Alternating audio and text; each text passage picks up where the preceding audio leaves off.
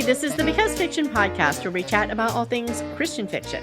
I'm your host, author, and insatiable reader, Shatona Heaven. And guys, we have back with us, finally. It's been too long.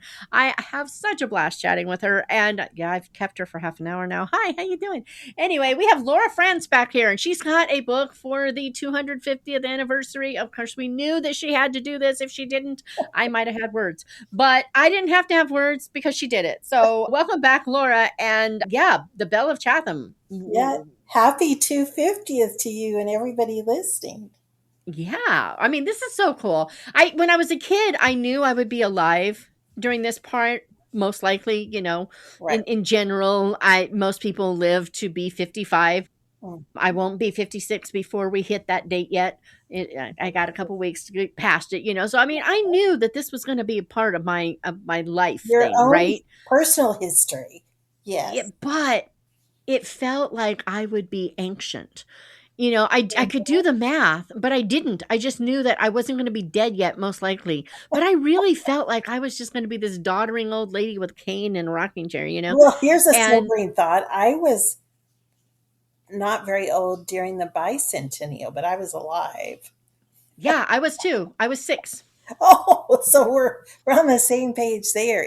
And I remember it. I mean, there were parades and all kinds of Yes. celebrations. The quarter. Remember the quarter? Fireworks, yes. I mean, it was a big deal, and all these bell-bottom jeans with red, white, and blue, and all just kind of just amazing celebrations back then. Even though we were little, I remember a little bit of it. Yeah, so cool. Just I'm really, really, really excited about the fact that I do actually get to see this, because we don't always, I mean, these, it's like birthdays come along every year. Yay, happy 4th. But this is huge. This is like a 50th anniversary for a couple. Yes. Times multiple times. It is, and George Washington is missing it, doggone it. I know, bless him. And if not for him, there would be no 250th. Right? Yes. Just so much. Hero. I love it. I just love it. So did you know before, back 4 or 5 years ago, what you wanted to have to come out this year, or did it just work out this way? No, I had planned it from about 5 years back, like you said. I had fixed my mind on this very historic date, and I decided I didn't have a book idea. But I knew it would have to be, the crux of the matter is somewhat cliche, I guess. You have to have opposing sides, because the American Revolution tore families apart, tore neighborhoods apart, colonies apart, states apart. And so I knew there had to be the conflict within the Bohannon family, and even a conflict between my hero and my heroine. Even though they were on the same side of the conflict, they're both patriots, so to speak, there was still conflict. So it was a very conflict-driven time. Lots of historical fireworks, obviously. And it's amazing when you think it's only been 250 years of independence. We're living in pretty controversial times now, and I wish we had another George Washington who could to remind us of what they fought and died for. But there are patriots who exist, and I wanted to honor them by writing about them in this novel. And it has some surprising twists. Readers have said, "Oh, I didn't expect this at the end," but it was a realistic ending. So. It's out there. It's been out there about a month, I guess. And I just invite you to read the Belle of Chatham and experience a little bit, a tiny amount of what patriots did to win our independence. I'm so excited. Okay.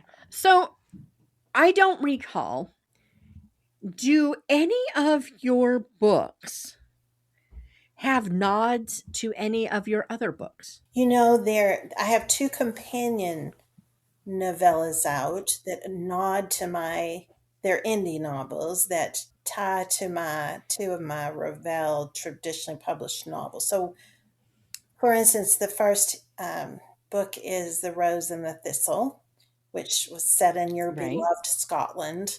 And the companion novel to The Rose and the Thistle is A Matter of Honor. It took a a side character out of the Rose and the Thistle, and grew him up, and he had his own happy ending and a Medal of Honor. And then the second novella was released last year. It was called A Fierce Devotion, and that's the companion novella to the full-length Ravel novel, The Seamstress of Acadie. So you got a little tying together there, I guess you'd say. Okay. Okay. I always wonder about that and I always forget to ask. So while I'm thinking I had to ask because, reasons. Right. Well, yeah. Oh, and I forgot. I'm writing currently a Christmas novella for Ravel that's not going to be out till September of 2027, but it brings back characters from The Lace Maker and A Heart Adrift, which are full length novels. Think chocolate and lace and those delightful things with a little snow on them. So Right? we'll see what Ooh. happens. Yes. Oh, I'm liking this. Okay, okay. Just had to know because all the things. Okay. Yes. So, what about this particular story said, all right, this is for the 250th. We need this story. I know there's the conflict and the especially between people on the same side. I mean, I understand that, but we're in you said New Jersey? Yes, New Jersey, 1777. Why is this one the story for this year? Well, yeah, good question. Well, New Jersey in 1777 and after was considered the crossroads of the American Revolution. There was a tremendous amount of battling there. And it was, quite the colony, quite the state. And George Washington spent a lot of time there at Morristown. He had winter headquarters there, and there was just a lot. It was quite the battleground. So I actually moved myself out of the South because most of my books, as you probably remember, are Kentucky, Virginia. I leap over to Scotland now and then. They're set not nearly so far northeast.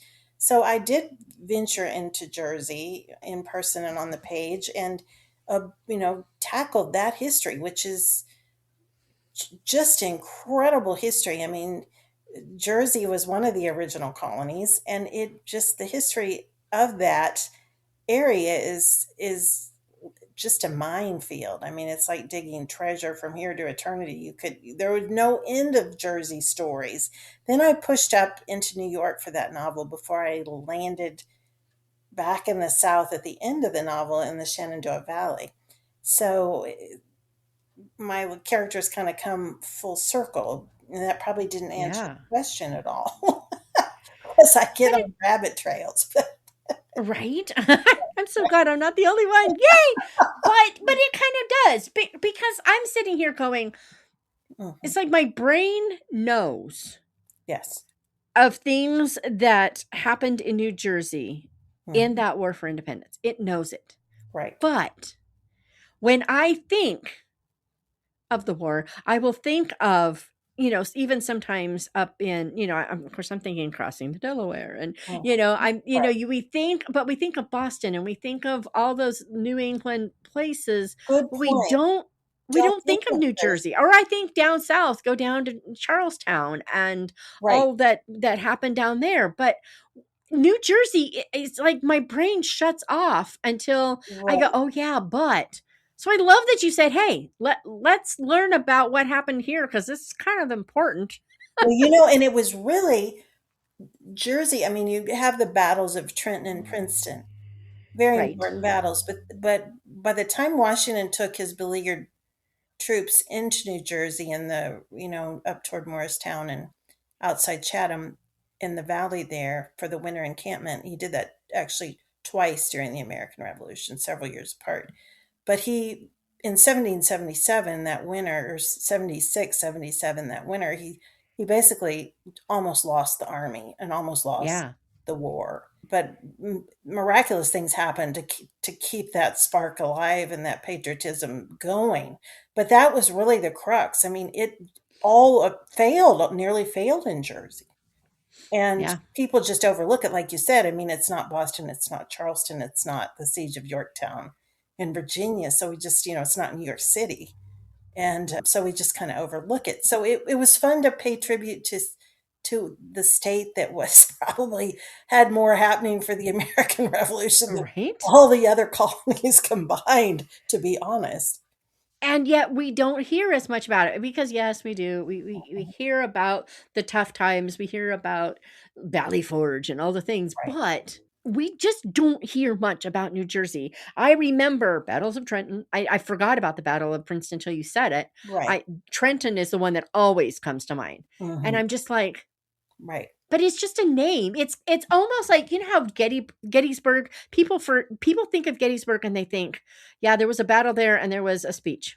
right. Exactly. We've gotten to the point where we're like desensitized to it, even though that was pretty huge. I'm Well, just we're saying. historically illiterate. I mean, it's sad to know a lot of people when you ask them our first president, you don't always get the correct answer. I mean, that we're historically illiterate.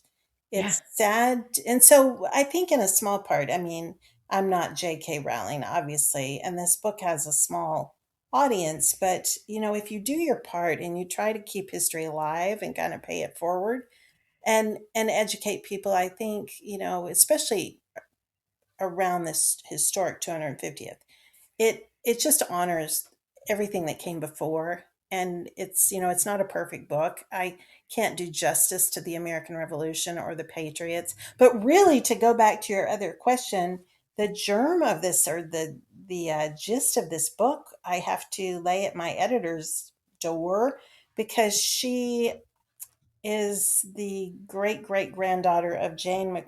Well, she's a relative of Jane McCrae. Strike the granddaughter out. That's not true. Jane died before she got married, but Jane McCrae, I go into that in my author note. But my editor is related to Jane McCrae, who was basically massacred mysteriously. They don't know who did it, but she was killed and scalped, and her scalp was delivered to her British officer fiance up in the wilds of New York. So when she told me about her family history, of course, immediately I wanted to make Jane the heroine, but Jane does not have a happy ending. I And know. I can't, Yeah, because I write historical romance, Jane, a dying heroine, doesn't figure in. So you're not Nicholas Sparks, yeah, huh? I'm not Nicholas Sparks, thank heavens. And so Jane figures in the book, but she's distant. She's just a story that's told by these, my book's characters. I couldn't make her a character because of the tragedy that befell her. But my editor, it's her history, and she's a McRae. And it was Jane McRae who really was somewhat of a catalyst in the summer of 1777 as to her tragedy, and spurring the Patriots on to defend hearth and home, so to speak. I love that. I mean, I don't love that this happened to her. Don't get me wrong, No, but it's but I history, is lots of history to love. Yes. oh, there is. And going back to George Washington, what I think is so amazing is that I don't know if you've ever gone down the rabbit hole of YouTube channel reactions. Many times. There is this, and he's not the only one. There are several, but I Mhm. particularly love this one guy from Portugal. He's just the sweetest guy. Yeah. He knows more about some parts of American history Mhm. than a lot of people I talk to. He loves George Washington, and he Mhm. can tell you why. Oh, I love that. I don't think I've heard him, but I'll look him up. But it's European Reacts. His name amazing. is Andre. We have our patriots outside our country, which is very heartening. Yes. Yes. On. They love America. They are Mhm. so patriotic. And they love the fact that the majority of Americans are patriotic.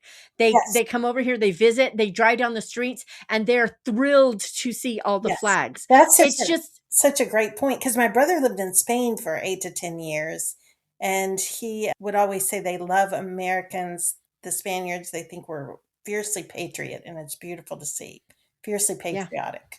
And yeah, that made me realize not every country is. So I'm proud that right. we are. There's lots of American flags. Yes. It's so beautiful, and it just and they get emotional when they see it. I mean, Yes. it just real, and I just makes my heart sing. It's It just like, does. don't forget that, yeah, we've got problems. Every place does. Mhm. Right. And there will never be a perfect country, Mhm. but we have so much going for it Yes. going for it. We have going for it. I am a writer and I speaketh. Let's Yeah. try that one again. We have so much going for us that we sometimes forget because there is so much and it's so much easier to focus on this problem Yes. Right. instead of going, okay, there is that problem, but look at all this other stuff that we have been blessed with and worked hard to secure and maintain. Right. And it's amazing to me that our country is relatively young. And when you Yeah. compare it to other civilizations, Scotland, England, whatever, that have been there for centuries and centuries, they look at us as rebellious teenagers. One Scotsman told me that he looked at Americans that way, and which I thought was kind of amusing. But if we are rebellious teenagers to the older civilizations, we're very patriotic ones. And I Yeah. I have flags here. I love flying flags and saying the Pledge of Allegiance. I was young enough to remember. I don't think they do it anymore, sadly, but where you stood up every morning and crossed Yep. your hand over your heart and said the Pledge of Yep. Allegiance. And I was sad when somebody said the other day they don't do that anymore, and I thought, well, they should, because that's part of. Some schools do. Oh, good. Okay, I'm glad. There are places where that still happens, Good. and there are places where it does not. Of course, I live in the great state of it's not ever going to happen. Right. But Yeah. yeah, And I it does actually still happen in a lot of places. That was oh, surprised good. me because I knew how long ago it had kind of gone out here. I mean, we were still doing it when I graduated, but I also graduated from a Christian school where we didn't just Oh, pledge to the United States flag, we also pledged to a Christian flag, which really oh, ticked my dad off, oh. and the Bible. Right. I mean, you got the triple whammy then. Yeah. Right? I mean, I think they were just really into the Trinity. What can I say? Well, that is, well, it's amazing. It's heartening to even hear years later that happened, and it's still happening. So yay. Yeah. Yes. Yeah. It's still a thing. And I mean, people still stand for the national anthem in most places. Hmm. People still sing along when they can in most places. Many people will still remove their hats. Not all. Guys, seriously, can you please remove your hat? Right. And most that I see when I see a crowd, they've got their hands over their hearts during the Oh, national that's anthem. And so I'm good. so thankful for the respect. You don't have to agree with everything going on in a country to Right. still show respect. Correct. That's a beautiful, beautiful thought, because respect is a huge thing, and it doesn't have anything to do with the turmoil of today. It's, it really is a tribute to the past and how far we've come, and all the men who've died defending our country Exactly. and our independence. And, we're still independent, which is pretty remarkable. Like Ben Franklin said, you have a republic if you can keep it, and Right. something to think about. Yeah. Oh boy. Oh boy. Okay. So this story in particular, who are we going to meet and what are they going to do? Well, it opens, I love the way you said that. It opens in the winter of 1777. And it was interesting because when the book came out last month, the US today was in the midst of a snowstorm, and the novel opens in a snowstorm, which I found quite interesting. But what else does it do in New Jersey in the winter? So, Right? yeah, right. So I had to open it somewhat realistically with a snowstorm. So you're going to meet the Belle of Chatham, which is a very grounded, down to earth Belle Bohannon, and she has several brothers and a sister named Coralie. And then right away, sometimes I delay my hero's entrance, as my patient readers know, but in this case, I bring the hero in, I think, in chapter 2, and Oh, he knocks on her door. They have to billet these soldiers, you see, or and have them in their homes. And in this case, May welcomes the hero because he is the commanding officer of her brother, who's serving as in the Continental Army as a patriot. So they meet right away, and then the historical fireworks begin. And lots of that to come, but hopefully not too predictable in parts. I mean, some of it is somewhat predictable because there's a war going on, there's opposing right. people on opposing sides. But I think other than that, it's not real predictable, hopefully. Oh, well, goodness, goodness. Okay. And what are we going to see with Coralie?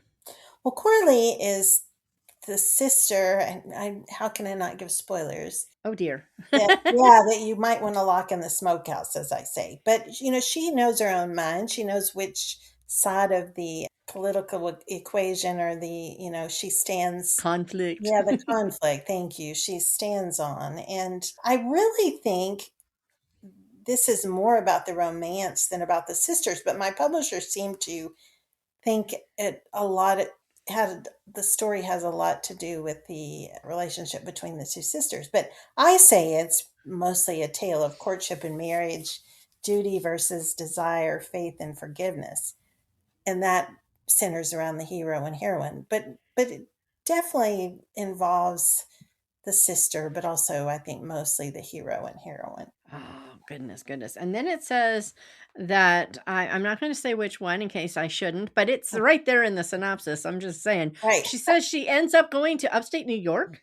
Yes, she does. She goes on this, and this really did happen. She followed the army up into New York, and they traverse the very dangerous territory called kind of like a no man's land, and then they get up to along the Hudson River where two twin forts existed, and May leaves the only home she's ever known, which was Jersey, to go into New York and follow this love of her life, this patriot officer. And Coralie ends up going too, for very different reasons. And I actually, well, no spoilers, but it just things kind of avalanche or become quite testy, and then it all falls apart from there in New York, and everybody's dispersed, so to speak. And we have to wait till the novel's end to figure out what happened to who and why, and piece it all together. Oh, I love it. Oh man, I love it. It says, guys, it says down here, proclaimed wordsmith extraordinaire by Library Journal, Laura Frantz delivers a stirring tale of divided loyalties, sisterhood, and love. Oh, Sounds pretty much spot on. I'm just saying. they're very gracious. Wordsmith extraordinaire. Who would not love that? Thank you. Right? Yes, right.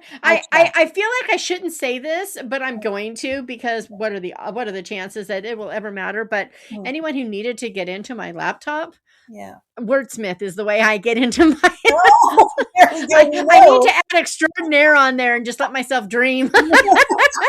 Well, I just takes wordsmith. That's good enough for me. We try hard, right? We try hard. Yeah, boy, I am very trying. Yes. So good. Okay, so we know that we have a Christmas novella coming out, and Yeah. we're going to go back and talk with lace makers and such. But do we know what's coming out next winter? Oh, do we?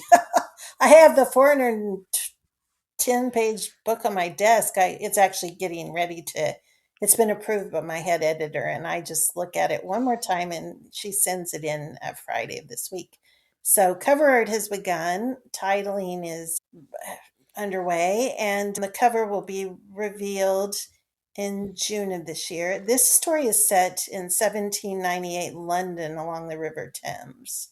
So it's Ooh. very different. New setting, fresh characters, totally different than anything I've ever written. I actually had originally, when I pitched the novel to Ravel, it was supposed to be about pirates, late 18th century. There's an actual inn called Execution Block. It was supposed to be about an innkeeper, his daughter. And by the time I began writing it, this is how I sometimes think the Lord intervenes. I wrote a totally different novel. It had nothing to do with any of that. So it's like, Not that I've ever done that or anything. yeah, we were just chatting about that before the episode began, right? But anyway, it was just a totally different story. And I didn't tell my publisher. I just handed the book in when it was due last month, January 1st. And I'd written on it a whole year, and it would not bend to the pirate theme. And so I thought, well, if the Lord's in this, and I always believe he is, then this is the book that's supposed to come out. And they didn't bat an eye over it.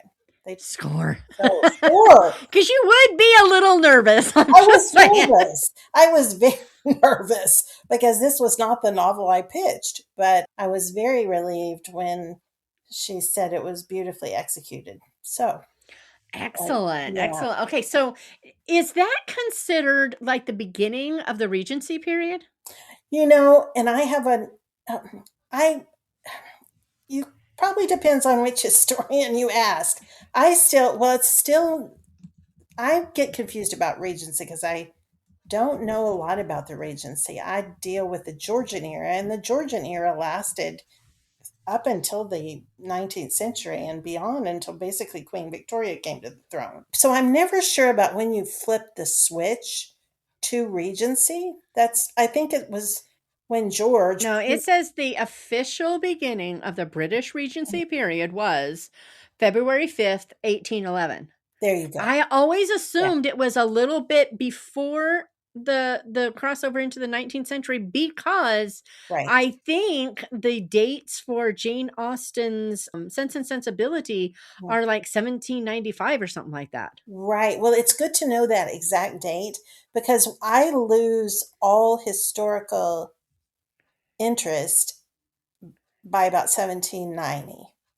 And it's interesting to me. I can go backwards, but I can't go forwards. And I had to write a couple of novels in the 19th century, and which was quite a learning curve for me.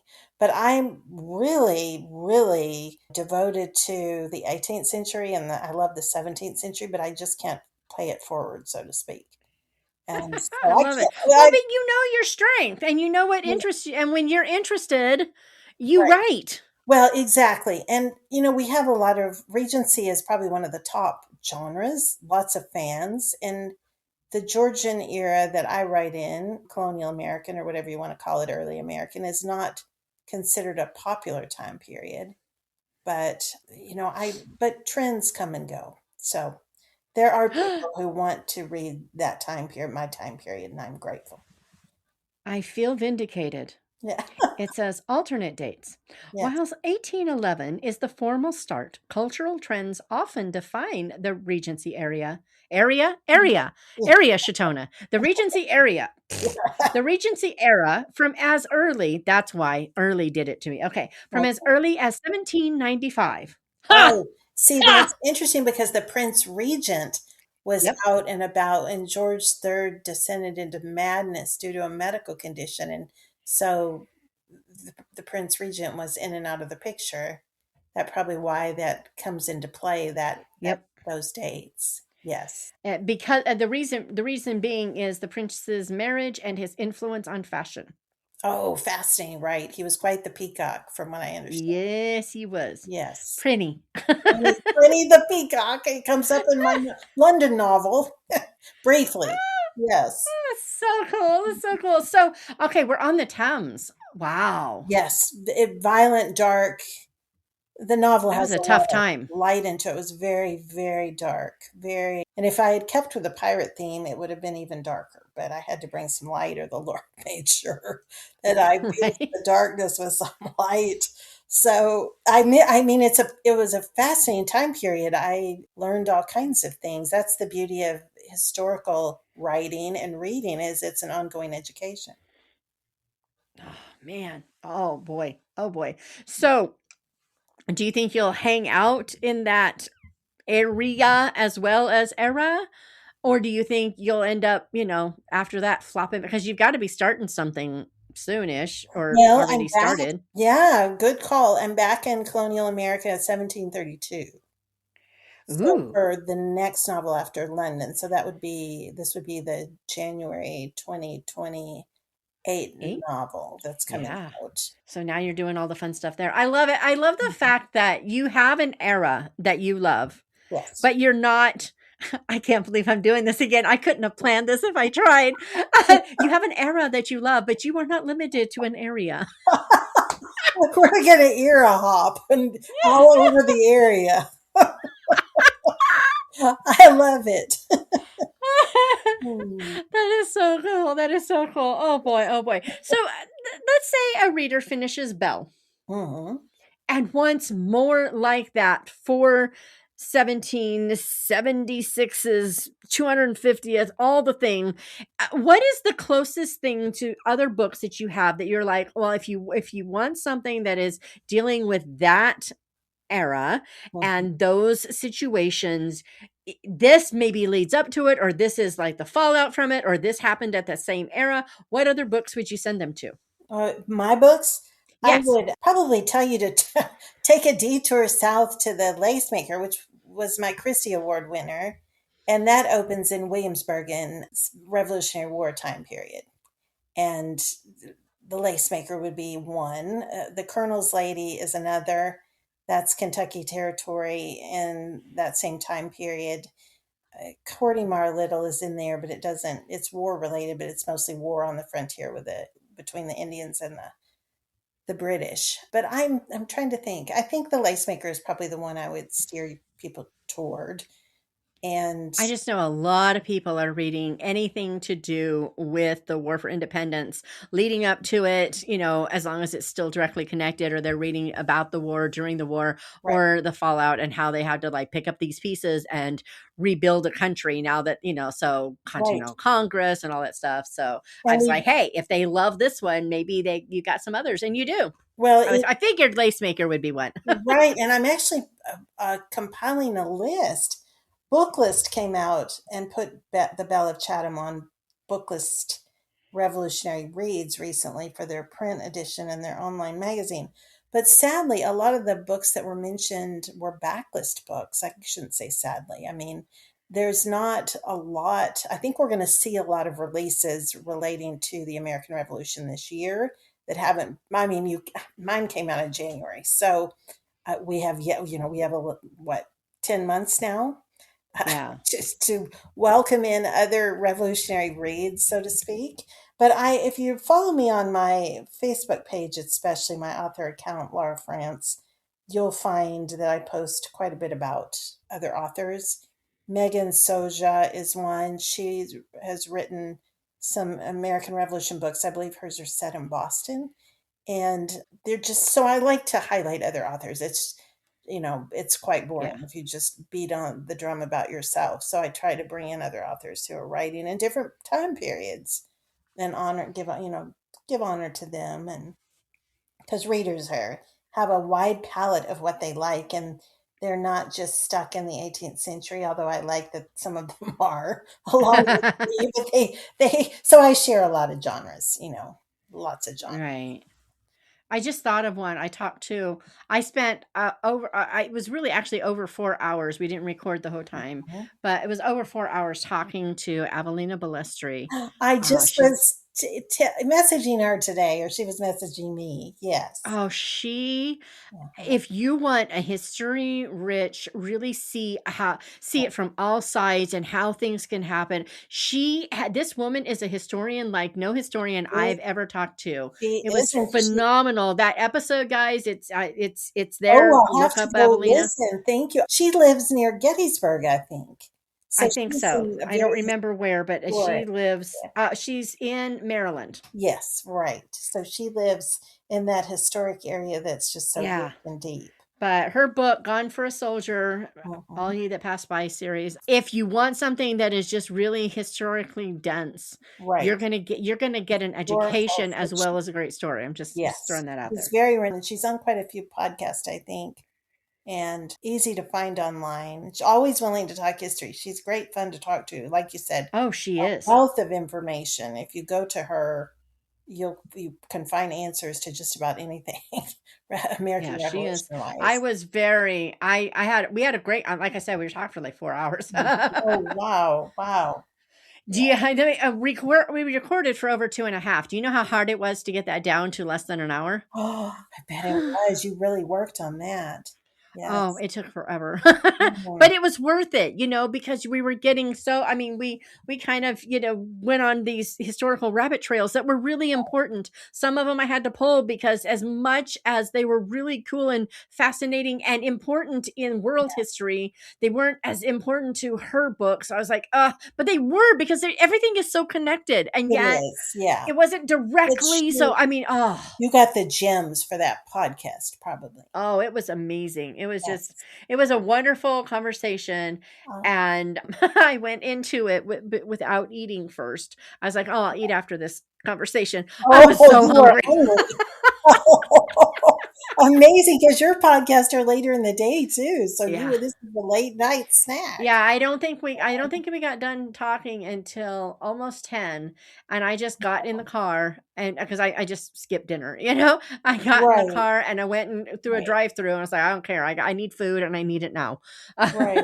Oh, you'll be glad to know that you're gonna get off the hook with me because I have to do something after this. Even So, see, aren't you blessed? I mean, you're I know it's a late night here on the West Coast. oh my. Yes, that's okay. We're Yeah, I have a talking. book to finish, so, I Yes, mean, gotta yes, do there our we things. go. But still, That's just saying, guys, it definitely I go read Laura's books. But if oh you're looking for more and you don't have anything and you want something that just really shows the conflict from both sides and all the things, Evelina's, yeah, yeah. you've gone for a soldier. You don't want to miss it. But I would, yes, I have that actually on my reading stack. And I told her that the other day, but it's just finding the time, which is really hard when you're researching and doing yeah. that. But it definitely worthwhile. Ah, love it, love it, love it. Okay, so where should readers go to find out more about you and your books and all the things connected to that?